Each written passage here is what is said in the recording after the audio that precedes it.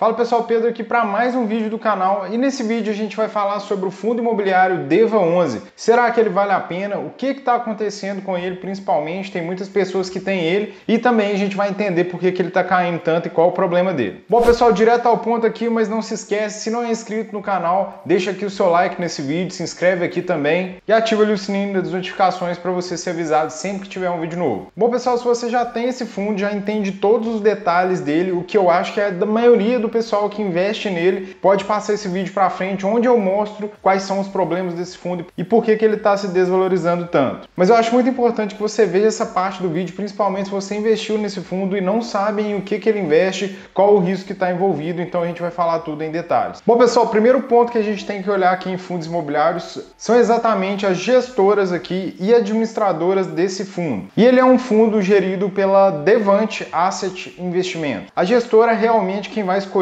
quais investimentos vão ser colocados ali dentro daquele fundo, né? Onde vão ser alocados aqui os recursos dos investidores. E a administradora é a Vortico. É como se fosse realmente o dono desse fundo aqui, faz a administração, pagamentos aqui e também responde perante a lei a tudo que acontecer com esse fundo. O início do fundo, pessoal, é de agosto de 2020, né? Então já é uma coisa interessante de ver aqui para você que investiu nesse fundo e não sabe por que também, né? Esse fundo tem pouco tempo de história aqui na bolsa, né? Um fator interessante. Eu, por exemplo, na minha estratégia, eu gosto de investir em ativos que são testados pelo tempo, que já tem muito tempo de mercado aí, que eu posso ter uma ideia maior de tudo isso. Então pensa nisso também. Esse fundo aqui, pessoal, é um fundo de recebíveis imobiliários, né? Então ele é um fundo que investe em outros investimentos do mercado imobiliário. Na maioria deles aqui são CRIs, não são certificados de recebíveis imobiliários, né? Então ele vai emprestar dinheiro aqui para securitizadoras. Essas securitizadoras vão fazer um adiantamento dos recebíveis dos empreendimentos. Com isso, depois ele transforma isso tudo no investimento e joga no mercado imobiliário, né? E aí vai ser reemprestado para outras pessoas aqui que vão financiar toda essa operação, né? Bom, então ele trabalha com isso, ele antecipa aqui os recebíveis de um empreendimento e capta dinheiro através dos investidores aqui, né, com os investimentos que ele vai fazer.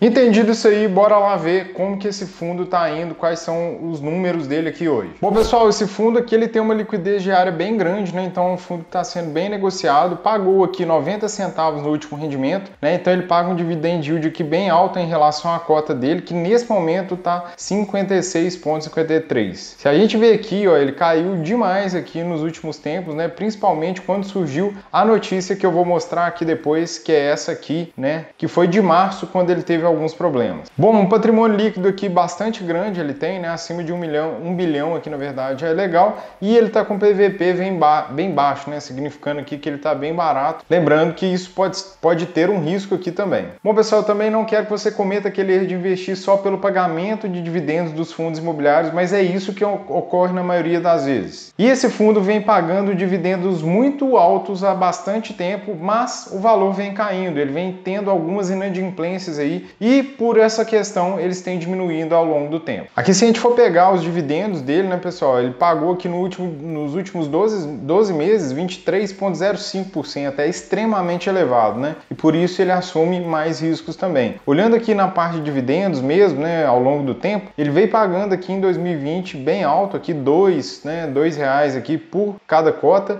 e vem diminuindo desde lá até que em setembro de 2022 teve uma diminuição maior, mas nos últimos tempos ele vem mantendo aqui, né, pagando por volta de R$1. Entrando aqui no relatório do fundo, a gente consegue ver mais coisas ainda, ir mais a fundo realmente aqui, como eu sempre falo. No relatório desse fundo aqui, né, ele dá algumas notícias aqui sobre como esse fundo tem vindo, ele tem pagado IPCA mais 10,44. Aqui já está um dos problemas que aconteceu, pessoal, algumas inadimplências que esse fundo teve aqui, e aqui a gente já vê um dos problemas, né? Um dos inadimplentes foi o circuito das compras aqui, que eu já falei nesse vídeo que vai aparecer aqui em cima. Ele também, o HCTR11, também um outro fundo que tem, e essa outra CRI aqui, né, Carvalho Hoskin, a gente vai ver outros ali que tiveram problemas. Se a gente ver o resultado dele aqui ao longo do tempo, pessoal, não está ruim aqui, né? Ele compara o fundo com os dividendos dele, o CDI aqui embaixo, o IFIX, então ele vem ganhando de todos todo se você tem ele aqui desde 2020. A divisão de como ele investe aqui, pessoal, como eu já falei, a maioria dele, 87% aqui é em CRI, né? Ele tem uma parte aqui em FIIs, né? Em outros fundos imobiliários e outra parte em caixa. A gente vai ver a subdivisão disso aqui, que também é importante para o resultado dele,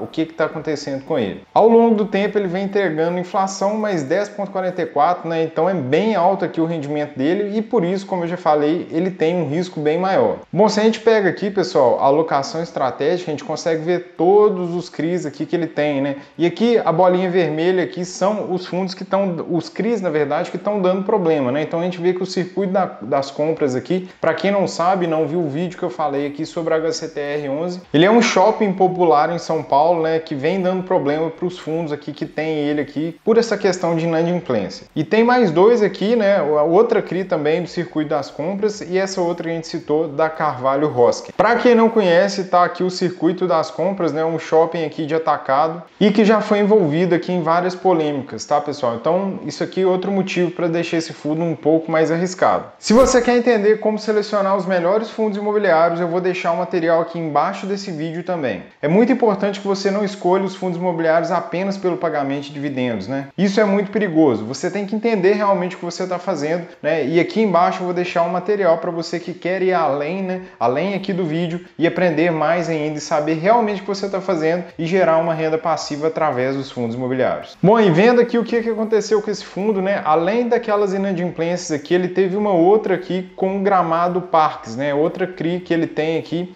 Se a gente for olhar aqui na notícia, tem até falando de outros CRIs aqui também, que também tinham essa mesma CRI aqui que a gente está comentando. E ele conseguiu essa liminar aqui na justiça, né? Para suspender o pagamento aqui aos credores, né? Então, isso vai impactar sim o fundo de alguma forma. Bom, e em março ele solta esse outro fato relevante aqui com todas as inadimplências que ele teve aqui. Então, tem várias CRIs aqui do circuito das compras, né? E tem outras aqui, né? Então, é um fundo que com certeza vai ser impactado aqui. Os investidores vendo isso e principalmente, pessoal, porque a gente tem hoje na bolsa muitos investidores de fundos imobiliários iniciantes, né? Saíram correndo e vendendo, né?